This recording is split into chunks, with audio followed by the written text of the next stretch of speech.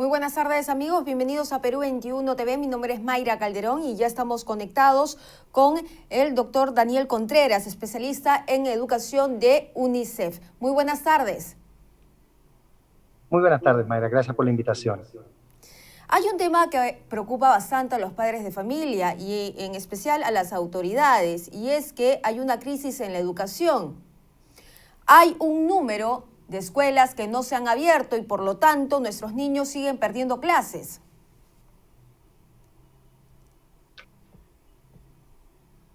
En efecto, hay, como tú bien señalas, en este momento en el país hay más o menos 6.000 escuelas abiertas y potencialmente llegan a ser más de 100.000 entre escuelas, centros de educación inicial, pero no. Por cierto que falta acelerar en la necesaria reapertura de las escuelas. Esa es la situación en este momento, tal cual tú la describes.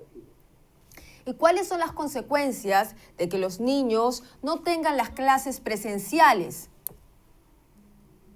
Mira, la respuesta que Perú ha desarrollado en el último año y medio con Aprendo en Casa y con educación a distancia es una respuesta apropiada en un escenario de emergencia. Sin embargo, a esta altura, pasado ya casi 18 meses de la pandemia, sabemos que la educación a distancia no tiene el mismo desarrollo, no produce los mismos efectos que la educación presencial. Hay tres impactos negativos de la pandemia que hay que tener en cuenta sobre la educación de niños y niñas. Por un lado, el tema de aprendizajes. Es difícil saber cuánto aprendizaje se ha dejado de alcanzar con la modalidad a distancia, pero algunas estimaciones hechas, entre otras una estimación del Banco Mundial, señalan que si la prueba S de segundo de primaria, la prueba de lectura, se hiciera hoy, probablemente tendríamos los resultados de hace 8 o 9 años atrás.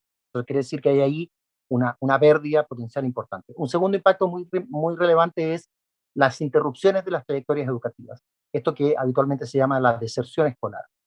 Perú hasta 2019 tenía bastante buenos índices en términos de deserción escolar, es decir, muy pocos niños, muy pocas niñas, muy pocos adolescentes abandonaban la escuela. La escuela peruana tiene otros desafíos, tiene otros retos, pero en términos de incluir, más o menos venía teniendo un desempeño muy interesante, muy positivo. Con la pandemia, hoy día sabemos que, según estimaciones del propio Ministerio de Educación del Perú, más o menos 700.000 niños, niñas y adolescentes o han abandonado la escuela o están en riesgo de abandonar la escuela. Esto es más o menos un poquito más de un 8% de los estudiantes. Ese es un tremendo, tremendo impacto. Evitar de que ese porcentaje, que esos niños, niñas y adolescentes dejen la escuela, es prioritario.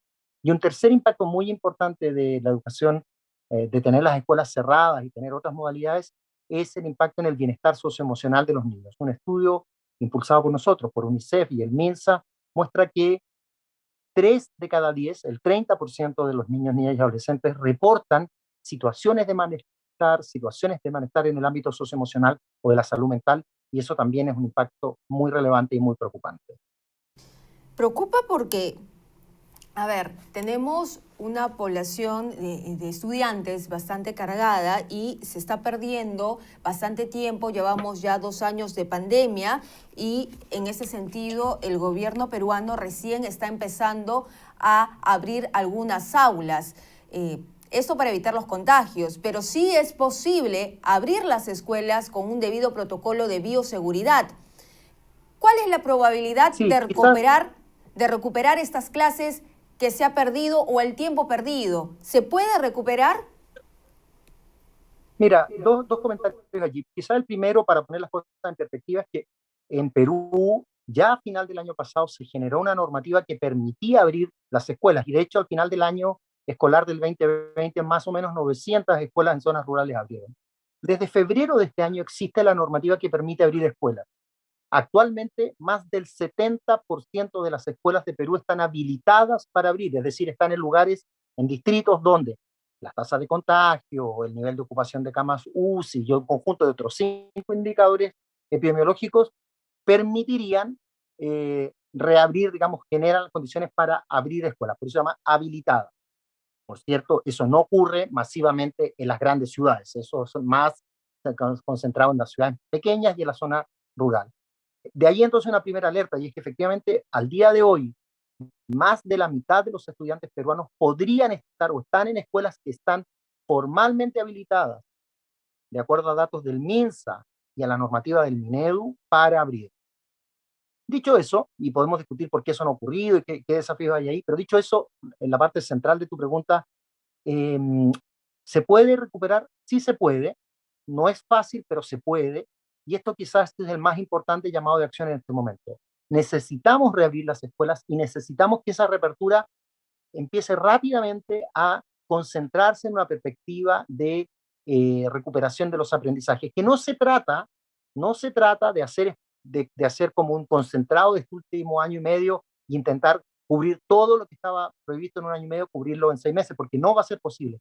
Se trata de pensar lo que queda de este año escolar y probablemente todo el próximo año escolar y eventualmente más todavía, como un tiempo especial de recuperación de los aprendizajes. Y para eso es clave, uno, tener buenas evaluaciones formativas, saber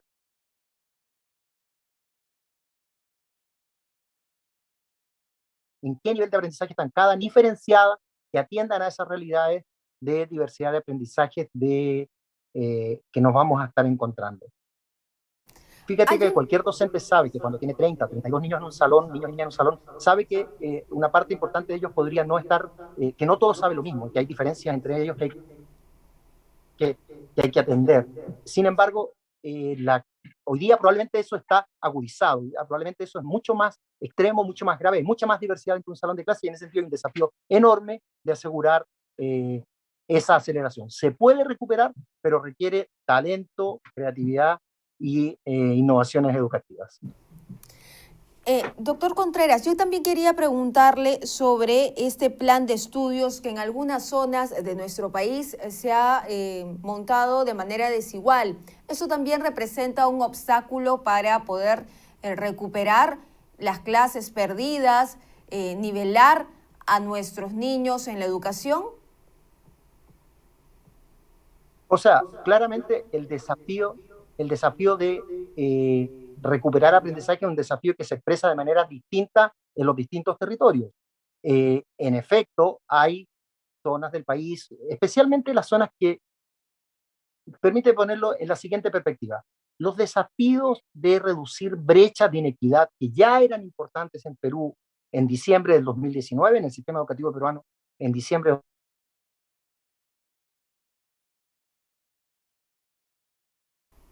2019, son luchar o acceder de la misma manera a la educación a distancia por temas de conectividad, por temas de equipo, por temas de materiales, y por lo tanto los mayores esfuerzos deben concentrarse en la perspectiva de reducir esas brechas, de que nadie se quede atrás. Tú tienes razón, el escenario hoy día tal cual es un escenario desafiante porque hay grupos, segmentos, especialmente la población más vulnerable, indígena, rural, más del casi millón de familias de migrantes venezolanos que han llegado al país, son más de 200 y tantos mil niños venezolanos que han llegado al país.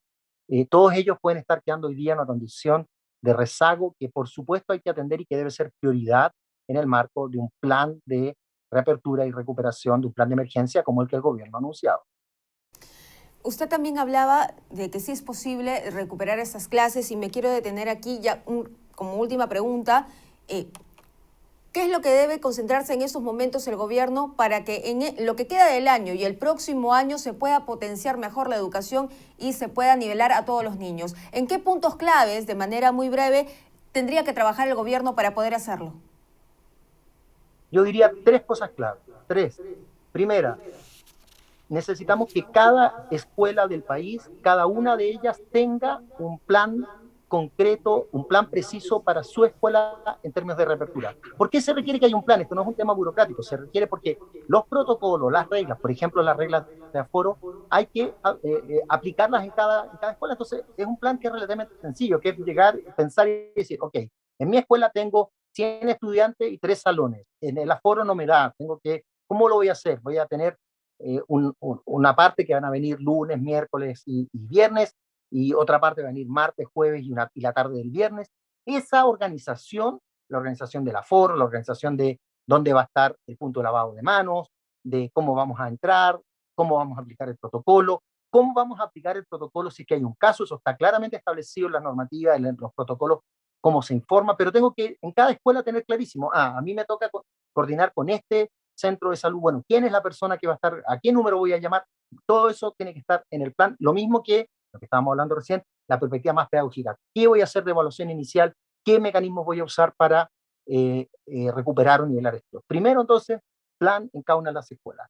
Segundo, evaluación formativa. Se necesita saber exactamente cuál es el nivel de aprendizaje, el nivel de competencia que muestra cada niño y cada niña, y para eso hay que hacer un buen diagnóstico. Fíjate que durante la pandemia puede haber ocurrido que, si bien hay varias pérdidas, es probable que hayan cosas que son ganancias o que son cosas positivas que no habíamos visto. Puede ser que hayan muchos aprendizajes que han ocurrido en el contexto de la pandemia y que hay que conocer para poder aprovecharlo.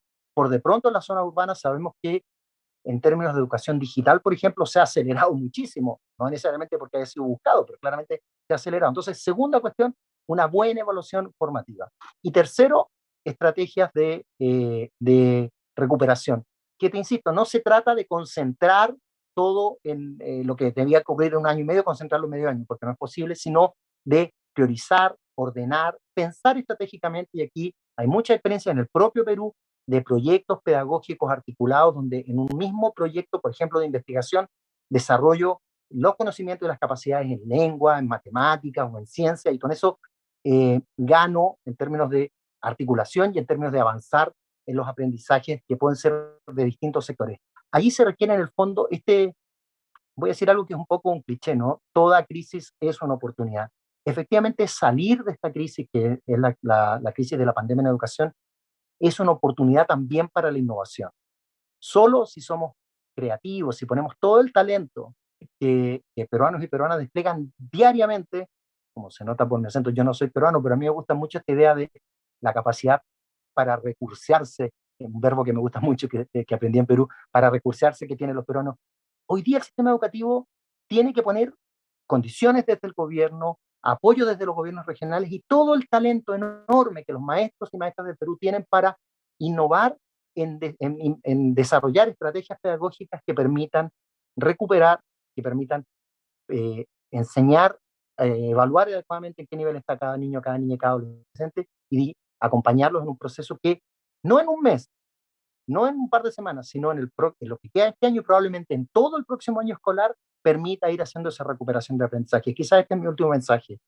No se trata de hacer una prueba de diagnóstico y recuperar en 2 meses. Esto es una tarea que hay que pensarla como una tarea de país de cara al siguiente ciclo escolar.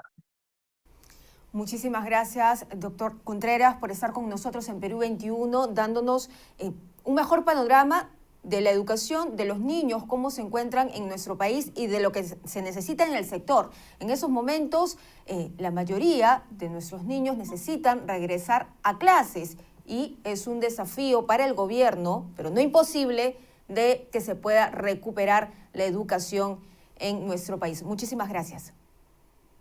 Muchas gracias a ustedes por la invitación.